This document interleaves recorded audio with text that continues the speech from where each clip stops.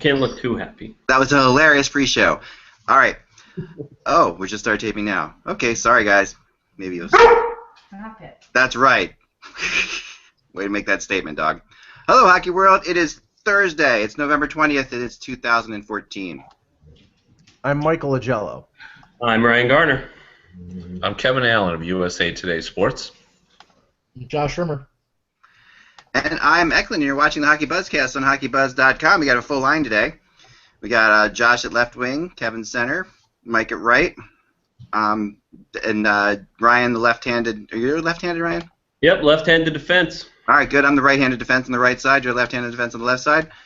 Looking pretty good. We got a lot of power up front. Got Kevin can go to the net. Right wing is a perfect description for me. Yes, Mike is right wing as they get.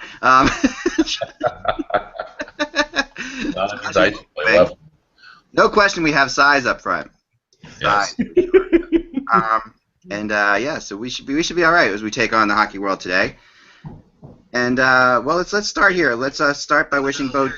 Oh crap! Okay, sorry, that's my fault. Okay, while you're muting that, I can say I'm the Byron Bitts of the Hockey Buzzcast. No, I like that. I like that. All right, sorry about the delay, guys. Today I had computer issues that were hellish. Someone just decided to unplug things, and one of my power strips freaked out, and yeah, so there were choice words being had in this room just a few minutes ago, but everything now is calm and peaceful and happy. So let's start with what's not calm and peaceful and happy, and that would be Jack Johnson and the financial situation going on there. Kevin, what do you have on this? What is going on right now?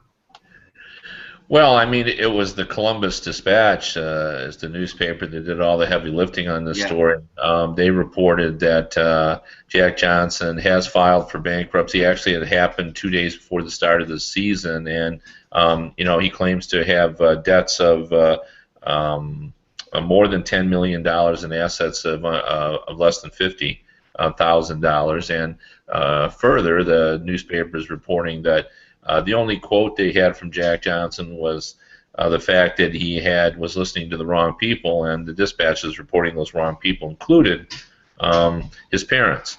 And according to the Dispatch, his mother had the power of attorney, and there was a string of loans, they refer to by the newspaper as risky loans, that with high interest rates, and that he's because of that, found himself, with really no money. I guess if you're Jack Johnson, the only good news of this is he's 27. He's in the prime of his career. Yeah. He's a player known for his high level of conditioning, and I would assume that he has an earning potential of somewhere between $30 and $50 million moving forward. So I think this is a player that's young enough, I think, to recover on this. But it's certainly a stressful situation. And one thing I wanted to bring up too, because I know this to be true, is the NHL and the NHLPA have been proactive in trying to alert, particularly younger players, on the potential danger of having a lot of money and having people suggest investments. And I happen to be involved as a panelist for the rookie orientation that the PA and the NHL put on in the fall. And I went to another seminar while I was waiting for mine to go on. Mine was obviously on dealing with the media. And I saw Brian Berard, the former NHL player, and Marty McGuinness talk about the potential danger. And Brian Berard just put on a tremendous seminar on watching out for the problems. And the problem is that I think most of the young players hear the warning bells and feel it, but some just never do. And particularly if this is certainly true, if this is true, when it's your parents, I think you're a little more trusting. And again, we don't really know what happened. We don't know all the particulars, but that was the report that the Columbus Dispatch put out. We've heard about this. I've heard about players getting into trouble before. This is not new, and I'm sure you have too. There's different situations where they get into. They obviously don't, teach you anything And I always thought that, in the Canadian junior program and in college there should be more, and just for people in general, not just players, but for people in general. I never understand why there's not just a college required course about how to deal with your finances, how to balance a checkbook, simple basic things like that. Well, should be taught to kids a lot younger. I mean, just in general, because some people get into credit issues way before they even get a chance to get their feet off the ground. And well, I mean, why should this be any different than normal society act? Exactly. I mean, granted, Jack Johnson is making a lot more money than the normal college student, but how many college students take those credit cards that they have advertisements on the bulletin board at colleges and run up $5,000, $10,000, $15,000 worth of debt? Yeah, I did it. I'll be the first to admit I had issues getting through after college. It took me a long time to get out of that and get back to it. Yeah, it's not uncommon. No, I think the one sad thing about this, and I know, Josh, you want to say something, so right after me, but it's sort of like, and you know this in the music industry, the story of Billy Joel, who had his first wife had his brother-in-law as his business manager, and basically the entire fortune that he had earned up until, I think, the mid-1980s was spent by this guy, and luckily, he has the ability to earn money, like Jack Johnson will have the ability to earn money since he is 27 and probably play another decade in the NHL. But it has to make players a little more, leery of the situation of having their parents or having, people that they trust as friends being their financial advisors. They have to learn to be able to trust themselves and, be able to, exercise some fiscal responsibility. Yeah, and I'll say one thing before you, Josh, and I'll go right to you. Sorry about this. Like I saw Leonard Cohen a few years back, and as a musician, one of my favorite musicians of all time, 72 years old, wrote some great songs that have made lots of money, but he was involved in the Madoff thing, and so he had to go back on the road at 75 years old and play shows, and he was awesome, but it was still, I mean, like you said, the fortunate thing, and Kevin put it perfectly, is that he is 27. Like there are people that this happened to that don't have the earning potential that Jack Johnson had. As like he can go out there and make money right now. This happens to tons of people who really, can't go out and make $1 million next year. So, but Josh, what do you got going? Well, I was just gonna say, Mike kind of stole my thunder a little bit because I kind of wanted to go in that direction. It's not unheard of. We've heard in the entertainment industry, lots of child actors, parents have been in charge of their funds and what they've been paid and have gone on and spent a lot of their money.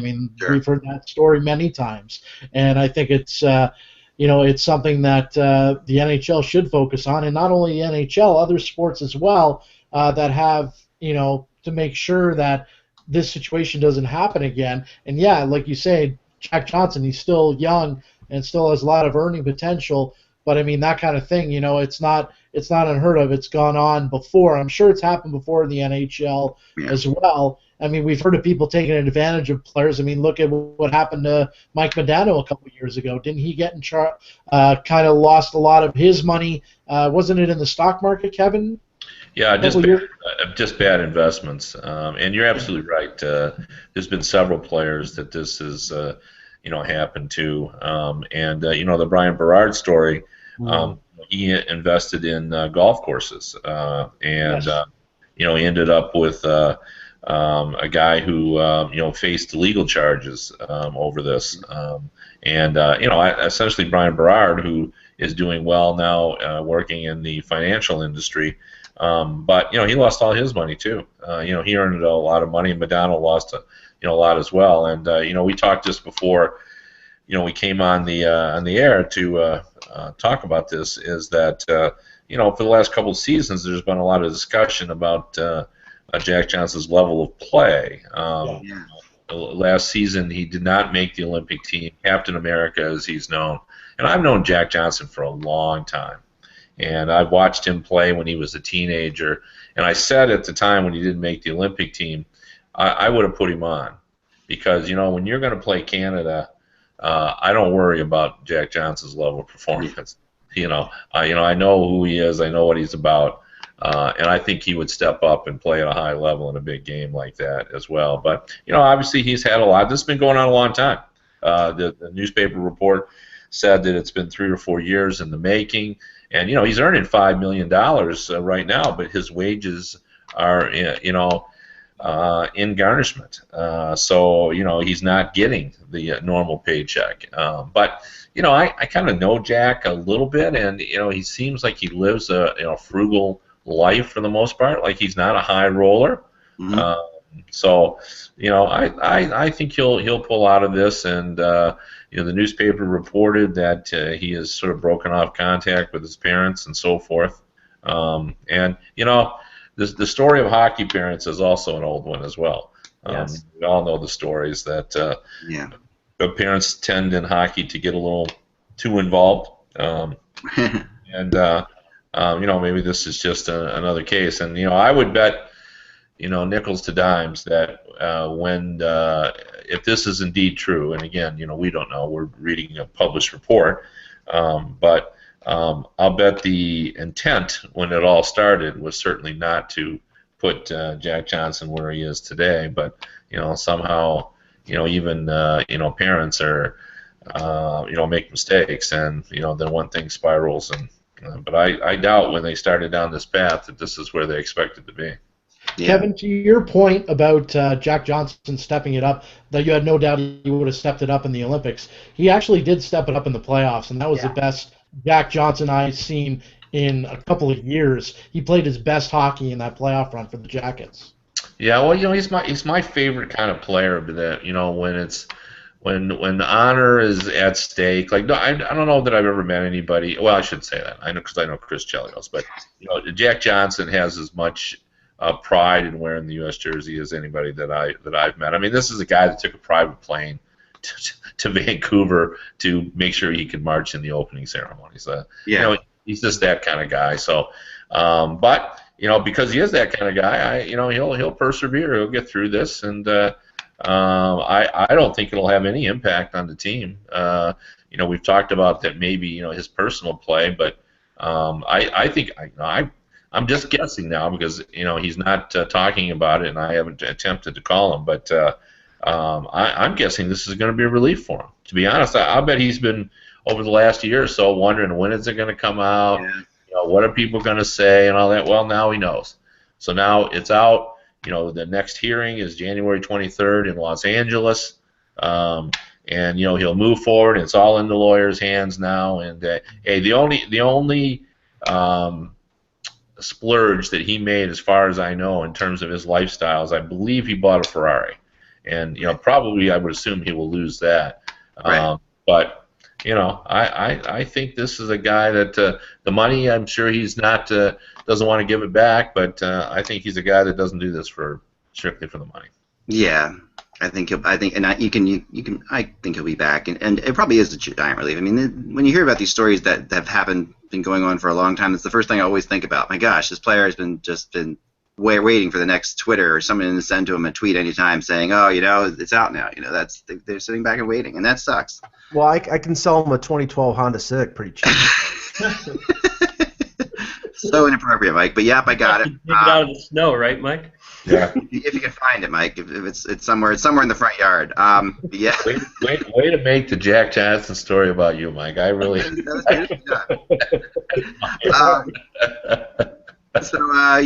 you go.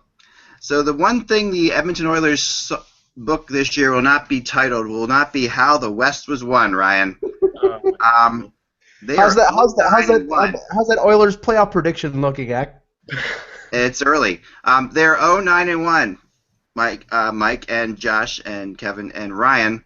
They're 0-9-1 now against the Western Conference, which is awful. I mean, Arizona's 5-1 to put things in perspective. So Ryan, what do you think? Western Conference? They can't move east. I don't think they're going to get relocated east anytime soon. They're not in a good position for that one. They could lobby for it. I don't think Kate has the money or the pull with the league to get that kind of move made. It's a strange thing. 6-2-1 against the East, which is what's bizarre about this whole thing. 6-2-1 against the East, which it's an anomaly. It's an anomaly. It's one of those things that people want to make a big deal out of it and say, well, what is it about their style of play that isn't suited to fitting in with the Western Conference teams? It's just coincidence. I don't think it has anything to do. I don't think there's a huge difference between the West and the East and how the Oilers approach Eastern Conference teams, and I don't think so. This is just a bad hockey team, right? And when they got good goaltending, it happened to be against the Eastern Conference teams for a stretch. They won 4 straight. Now they've lost 8 of their last 10. They're kind of circling down the drain, and there are a lot of people. It gets to the point where there are 2 things that are really embarrassing for Oilers fans. The first thing is that I talked to a lot of fans who they were down 2-0 or 3-1 last night, and you get the sense that people are rooting for a 7-1 or a 9-2 blowout just so that something will happen to spark change. And the second thing that's really embarrassing is that Flames fans and Canucks fans don't even bother trolling Oilers fans anymore. They just say, "Hey, we're really sorry." And that's the most disappointing part of it all, is that they just say, these games would be a lot more fun to watch if you had a better hockey team. And there's not much you can say to that. It's not fun anymore, Ryan. I've got a good clip for you, Ryan. You're gonna like this from last night's game. This was incredible. This kind of sums it up, and I don't know what else to say after this. But watch this. And I don't mean to rip on the Oilers all the time. We're just doing it now. But yeah, here we go. We just can't help ourselves. I'm gonna try to hide the caption so you don't see the caption, because that's like the funny part of this. But anyway, you already see the caption, I'm sure. But this is the beginning of the third period, where the Oilers. They've got a guy goes off the bench there, and no one replaced him for about 20 seconds. They played 5-on-4 for no reason. They just decided to play 5-on-4. And the crazy thing about it is, not only did they play 5-on-4, but I want you to watch how you can see all 4 players at all times. That's how little this team spreads out. Like, they literally are always on the ice, and basically you can see how they're all chased. Look at this. All 4 of them, basically. And there's no other players on the ice. So, yeah, this is... And the fans realized in the stands, and the fans started standing up, yelling, "You've got 4 players on the ice." And as I was watching that happen, Eck, I thought to myself, well, better that you have too few players on the ice than too many players on the ice, right? And that's where the point where we're at, where it's like... when you're starting to justify that. Is that the maxim of Don Cherry or something, Ryan? I mean, yeah, I guess, right? Oh my gosh. Well, yeah, I guess. I'm not saying Philly did any better last night. That the Flyers looked pretty bad against the Rangers. The Rangers, this is the crazy thing about the Flyers right now, and I just say that the Flyers are getting good goaltending. I mean, Mason was very good last night. Watch this game. Voracek is the leading scorer, right? I mean, he's having a great year, and yet this team is still, struggling. And I don't know if they're out of it at this point, but someone gave me a really interesting stat the other day that I have to look up that said if you're more than 5 games below 500 in November, you're not going to make the playoffs. There's some ridiculous thing like that you're running into this, and I've got to look it up exactly. But that's the percentage, the percent chance that you make the playoffs if you are that far behind is about 10%. Columbus did it last year. They were the only team that was that far behind and made the playoffs, and of course that was because Toronto had their March collapse. Yeah. I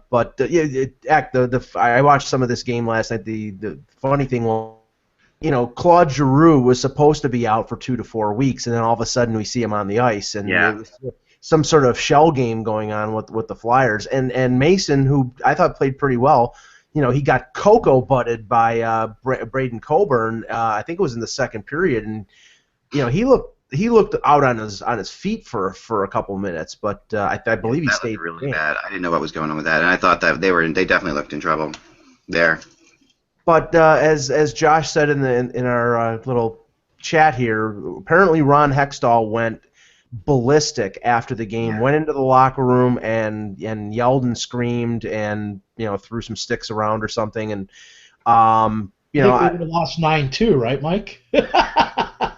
Yeah, right. Right. No, I mean, and this is good. I mean, this is a good thing for for the Flyers and for Hextall to do. I mean, they need that kind of passion out of Hextall, and it's something that Holmgren would do on occasion as well. I don't know, Kevin, does this ever work with general managers coming in and freaking out? Well, I don't remember a specific instance, but you know, to me that kind of stuff is acceptable by the players as long as it's directed at the the entire team. You know, we've had this conversation before. When the players get irritated is when you single out one person. But if you come in and just take a strip off the the entire team, I think players respect that. Then they just sense it, and maybe that's what Hextall's doing. He's new on the job, and he's just coming in and letting them know, well, my level of concern is this, and that I have a tolerance, a low tolerance for lack of effort in a performance here. So I see that as a positive, and I think something like that can have an impact just where probably it just reminds the captains, the leaders on the team next time before the game. Probably when the coach walks out, they'll be telling everybody, okay, we got to show what we can do. So I see that as a good thing. Well, just as a contrast, Dak, Hextall goes into the locker room and vents his frustrations, and as Josh sort of referenced, Dave Nonis talked to the press and said, you guys weren't calling for Randy Carlisle's head 6 days ago when they beat the Boston Bruins. So, basically it was a stay the course message in Toronto. Nothing from Brendan Shanahan. The Leafs made a couple minor tweaks. They sent Matt Fratton, as you said yesterday, down to the minors. They just terminated the contract of Contiola, the Finn that they brought over, and he's going back to the KHL. So, I mean, right now, like I said, it's a stay the course situation in Toronto, but I think what they're trying to do is not show panic, and if there are moves to come, like I said, I think Shanahan essentially is taking a wait-and-see approach with that team and doesn't want to make a move out of panic because it won't help them at all. Yeah, that's got to be where they are at this point. So, Ryan, you spent some time in San Jose, and you'll enjoy this next little story. Me, I love technology. And I'm going to order one of these. And if you want to order one of these, you can do so today. Get like $100 off. This is not a paid advertisement at all. Believe me, I wish it was, but it's not. But there's this company out there that's releasing this thing called the Butt Kicker. Now, what this is, is this: they're calling it. The company's called 4D Sports. Let me bring this up here so you can see a little bit. Is this a company owned by Rafi Torres? No. So 4D Sports, the powered by the Butt Kicker. The idea of this thing is it's a wireless device that you put under your couch. It's like a silent subwoofer, and when someone is slammed into the boards in a game, your couch shakes. Oh, jeez. All right, so the idea of this is to, it basically just shakes you, gives you that feeling of like, here you can see someone setting it up, underneath your couch. Make sure you have a lovely lady like this one who helps you set it up, by the way. And then you can set it up and you bring home the excitement. You sit it right on the glass at home, and it works with everything. It works with any sport. And I guess the idea is anything bassy that you would normally get in a subwoofer, somehow this thing shakes your couch. Now, I know I'm going to do this and just not tell anybody I did it in my house because I think that would be hilarious. So then wait for people to understand what's going on. I might do it. I wish I could have it now. But if you go on this thing and you see the buy now, if you use the code SHARKS, use the coupon code SHARKS, you can take $100 off your purchase, which means it'll basically be $199. So if you got instead of $299. So if you have an extra $300 lying around, or you need a good tax write-up because you have a hockey website, just feel free to go and order one of these because for sure.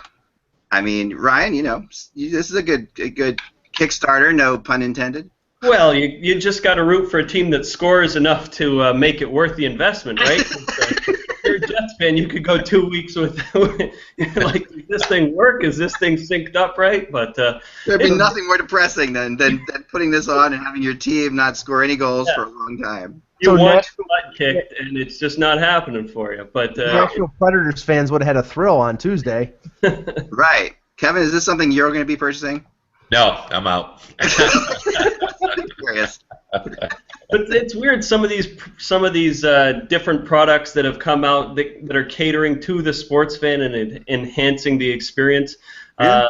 And even at your local bar, how we've all seen the the pitchers that have the red light that comes on when your favorite team scores.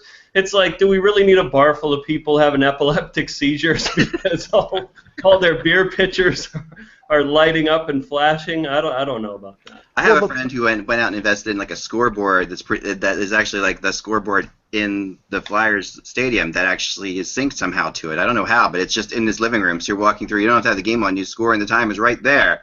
Well, the first thing I thought of when you just showed this, was the remote control aspect of like when you're playing an EA Sports game or playing one of these first-person shooter games, how it shakes, like when you're driving through the jungle or something like that. So they're just trying to make things more interactive. I mean, I guess it's interesting, but not $300 interesting. Sorry. So this is how I want it. This is my idea. Okay, we got this. This is they're calling this 4D. So obviously, they're calling this the fourth dimension is butt kicking. But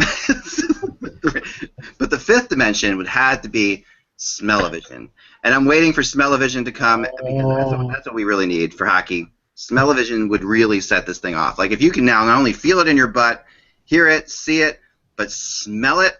Yeah, as long as it's not the smell of the locker room. That's all I'd say. Yeah, please no. I totally agree, because walking into an arena, there's nothing better than the smell when you first walk in, that fresh sheet of ice. If they could harness that and bring it into your home. I want that scent, the subtle scent of Freon. Ice smells around the ice, but I don't know. A combination of Freon and chlorine goes into, So anyway, that's all. I know it's a little bit off topic, but I thought it was hockey related.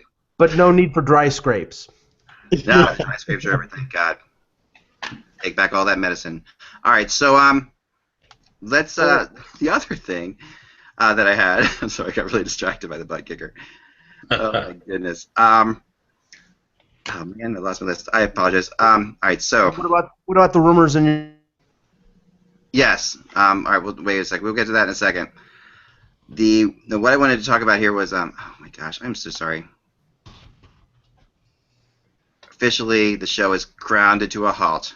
Well, while you're, I can just. No, I know what I wanted to say. I'm sorry. It's Lindros LeClair Day in Philadelphia tonight. Yes. They're honoring Lindros and LeClair, putting them into the Hall of Fame.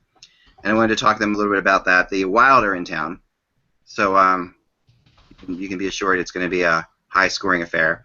And so you've got Lindros and LeClair tonight. And this is not monumental. I mean, to most people who look around, who live around, they say, well, of course Lindros would be inducted into the Flyers Hall of Fame, but it wasn't always that much of a given. This is not. There have been some ups and downs in this relationship between these people.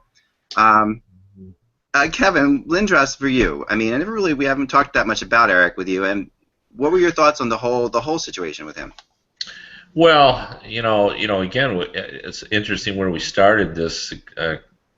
Webcast today, talking about Jack Johnson's father, because you really can't talk about, Eric Lindros' relationship with the Flyers unless you talk about, parental involvement. And I think the perception of Eric Lindros is always colored by the fact that, people thought he would have been better off if if he had chosen another agent other than his father. That that complicated things. Sometimes the agent has to be a player's advocate, but sometimes he can also be the player's voice of reason. And in the case of when Lindros had conflicts with the Flyers, generally it was him and his dad, against the Flyers, and there was no voice of reason. Right. The advocacy, parental, us against them, which sort of reminded me of the. Did anybody watch the Rob Blake? Hall of Fame acceptance speech when he told the great story of him driving with his family to the draft and a guy, getting out of his car and not liking how Rob was using the brake lights, and then as they drove further down the road, the dad turned to Rob. They were, they're farmers. He says, "Be ready." And when they stopped the next time, suddenly, the dad and the brother flew out of the car. And by the time Rob got out, his brother had the guy, over a guardrail. It was an incredible story, but I felt it. I especially at the Hall of Fame. By the way, Rob Blake's speech, completely off the cuff, no notes, no teleprompter, was fantastic. But getting back to it, the reason I bring that up obviously is that when you have a parent involved as your agent, they're just not going to see it any other way but They just can't see the other side as being practical. So I thought that got in the way, and I thought that caused him because he was a great intimidating, dominant hockey player. I mean, if there was a such thing as a 5-tool player in hockey, it was him. He could shoot. He was physically intimidating. He was capable of playing a smart defensive game. He could hit. He was such a dominant player. And what I liked about it too is I think leagues need a villain. Yeah. They need the guy to wear the black hat in the show every week. And that was Eric. Like, he was a good villain. Wherever he went, whatever arena he was in, people disliked him. And I think a league needs that. So, but I think if he would have had a better relationship with his own teams, he would have been a much more effective player. I can't help but agree. I mean, and just from a standpoint of in Philadelphia, it was definitely a Bobby Clarke versus Lindros scenario. And what was weird about it didn't start off that way. It started off with Bobby Clarke putting Lindros on that team to play against. Before he even played for the Flyers, he was playing for Team Canada in the World Cup of Hockey, and basically. There was nothing but positive stuff that came out of it in the beginning. And the whole story, of course, and someday we'll get into the whole story of was he traded to the Rangers or not, and that was just an incredible saga. I mean, that's one of my memories from childhood was sitting there listening on the radio to the verdict on that, and listening to the guy and having him go through basically this. I've examined it and trying to figure out what the hell he was saying, what the lawyer was saying, because at times it sounded like the Rangers were definitely getting him. And then it's like, oh, wait, no, maybe it means the Flyers are getting him. And he went through this whole long, remember that speech? It was classic. I can't remember the players, though. Doug Waite was part of it. I remember that. Yep. And the one thing about the Flyers that people often don't know or forget is that the Flyers had that the Nordiques wanted Brindamore, and the Flyers gave him Forsberg.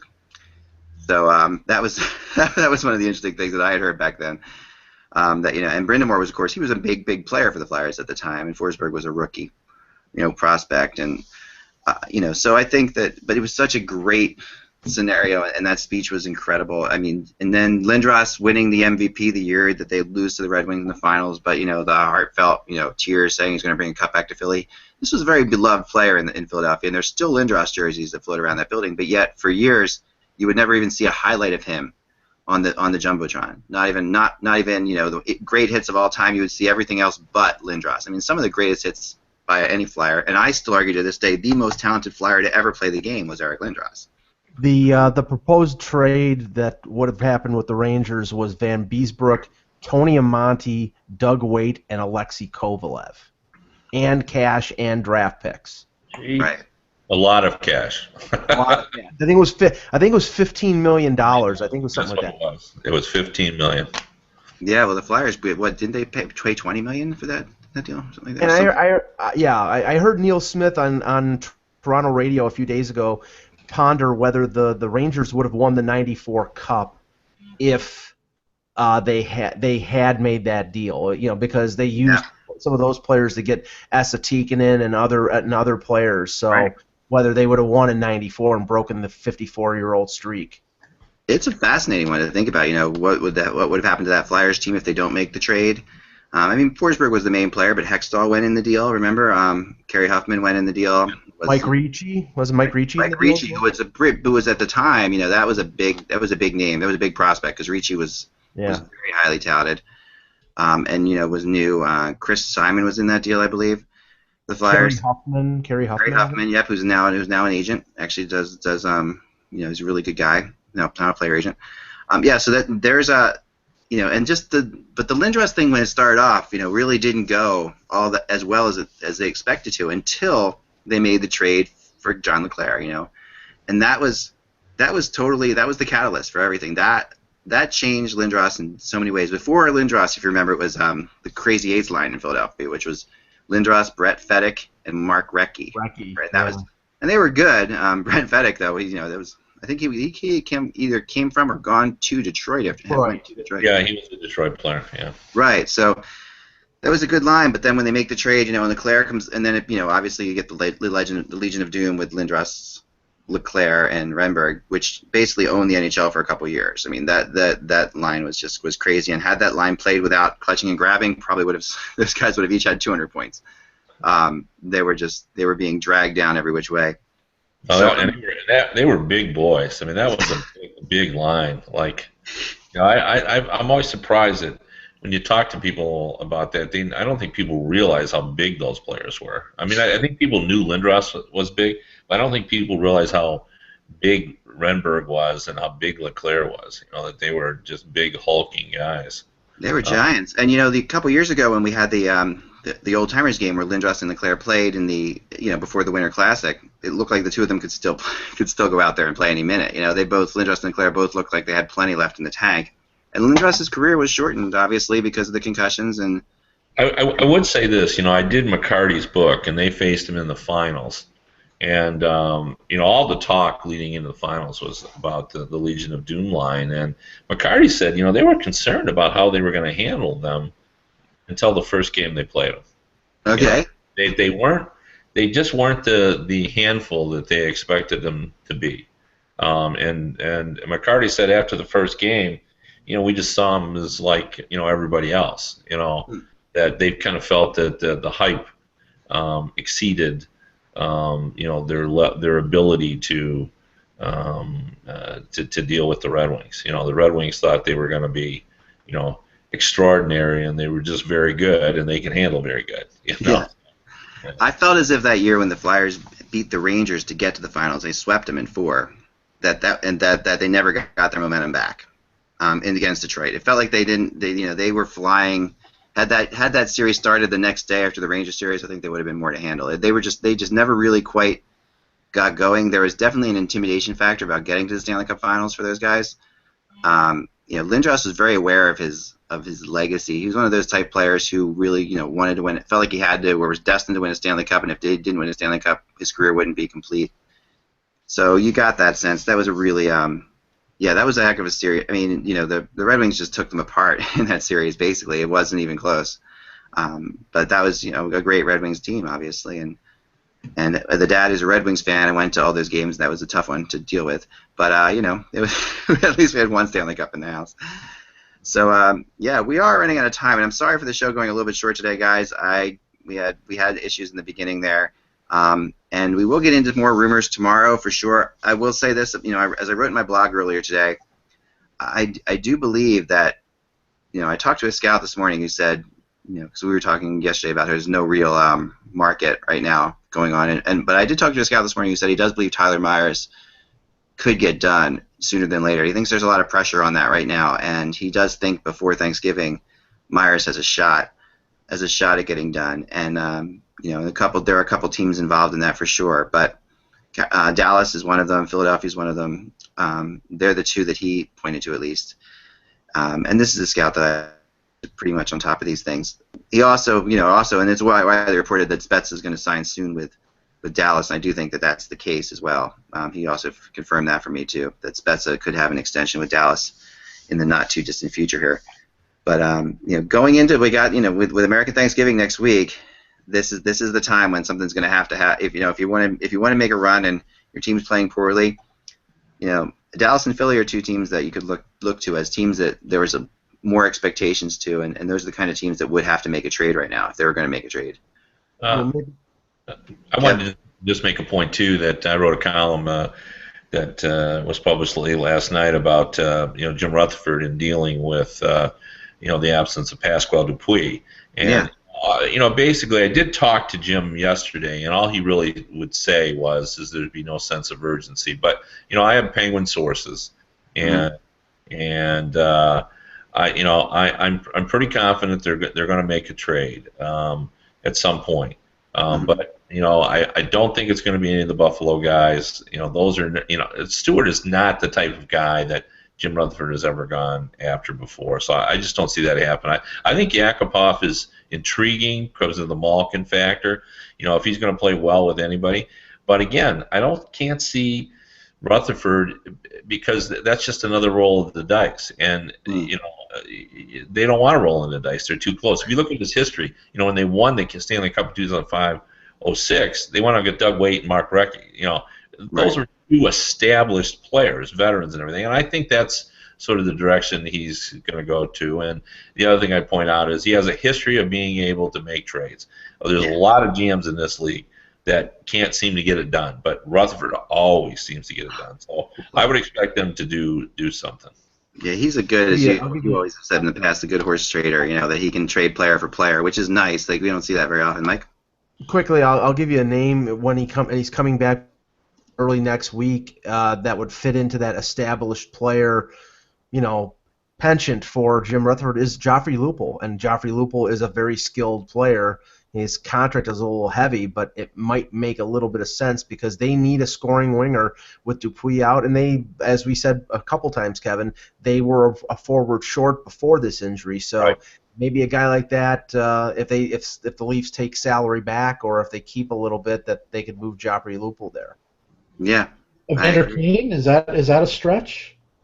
I'm sorry. Evander Kane, do you think that's a possibility too? I mean, we've heard his name over the last couple of years. I mean, how's that relationship this year? You haven't heard much. No, I can't see that because that would, again, that would disrupt their team. Like, they'd have to go. There's just, to get a guy like Kane, you're going to take somebody off your roster, and he's not going to touch his top six for it. Defensemen. And the guys he's going to trade are those three young guys he's got in the minors that everybody's interested in. Exactly. And they're playing really well defensively. And Kane would take a lot. So I just don't see that. Agreed. Yeah, I think that would be a tough one. I do think Evander Kane could get moved at some point, but it does take a lot, and it's probably more likely a draft type trade than a season trade. Yep. For Evander Kane, that's the size of that trade. Well, guys, thanks so much for joining us again. Sorry for the quick show today. I guess it was only about 40 minutes or something like that. But we will make it up to you tomorrow. We'll be back tomorrow at 1 p.m. where we'll take you into the weekend. And guys, thanks so much for joining us. Thanks, Ryan. Thanks, Mike. Thanks, Kevin. Thanks, Josh. We'll see you guys without the buzz. It is just hockey. Talk to you soon.